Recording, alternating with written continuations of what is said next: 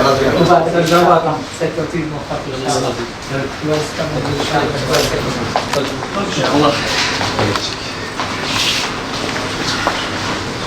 Çok hoş geldin inşallah. Serbest bin ya Rabbi. Nasılsınız? İyisiniz inşallah. Allah razı olsun. Allah hepimizden razı olsun inşallah. Hamdülillah, hayır bey. Sarı ve sarı çamurlar. Selamet aleyküm.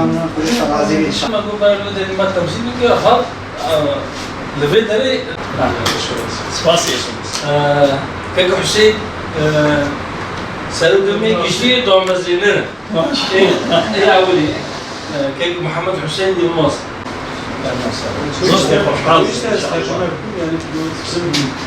Hastaya geçtim de. olan şeydedir. Aynı zamanda başkan vekilidir.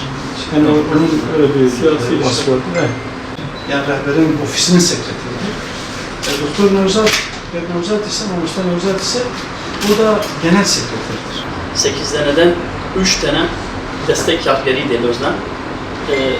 Hemen bir 20'den 22 deneden bir tektir. Ola başka mesela merkezimiz vardı. 9 merkez vardı Kürdistan'da.